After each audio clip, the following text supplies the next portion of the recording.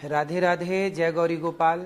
आप सबको राम नवमी की बहुत बहुत शुभकामनाएं। भगवान आपको सुखी और स्वस्थ रखें।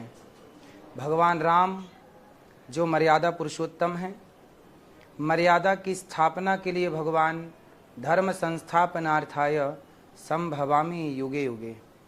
जब जब होय धर्म की हानि, बाढ़हि असुर अधम अभिमानी, तब तब धरि प्रभु विविध शरीरा।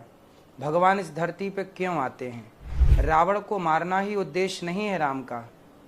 एक आज्ञाकारी पुत्र कैसा हो, कैसे बताते, किसका उदाहरण देते?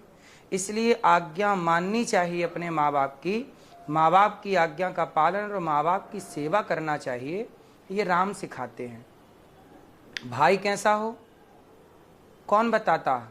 भरत जैसा, राम जैसे भाई। यदि राम और भरत और लक्ष्मण जी, यदि ये भाई का तालमेल राम जी ना बिठाते तो आज दुनिया किस भाई का उदाहरण देती?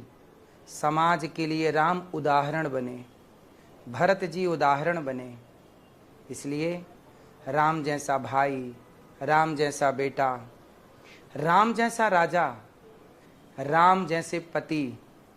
जब राम जी का यज्ञ हुआ तो उस यज्ञ में वशिष्ठ जी ने कहा कि राम आप दूसरा विवाह कर लीजिए, क्योंकि सीता नहीं है और ये यज्ञ तब सफल होगा जब आपकी पत्नी आपके साथ होगी।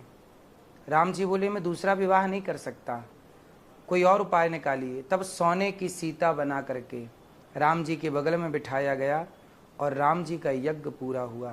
कहने का तात्पर्य यह है कि राम जैसे आदर्श राजा इस धरती को राम के बाद कम मिले। इसलिए राम जैसे आदर्श राजा, राम जैसे पति, राम जैसे पुत्र, राम जैसे भाई, राम जैसे भगवान। इसलिए राम की मर्यादाओं को उतारिएगा। रावण ने धर्म का त्याग कर दिया। क्या किसी नारी को चुरा लेना धर्म था?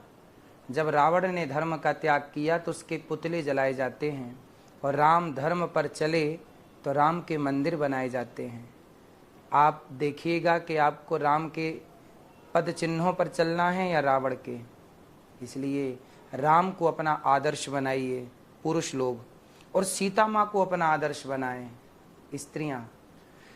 आजकल कुछ लोग जरा से लाख 2 लाख का कोई गिफ्ट दे दे आपको, लाख 2 लाख का तोहफा दे दे आपको, तो आप उसके लॉलीपॉप में आ जाते हैं कि इसने तो लाख 2 लाख 5 लाख दे दिए, चलो इसकी बात सुनते हैं। पति की बात कमजोर हो जाती है क्योंकि सामने वाला पैसा दे रहा है।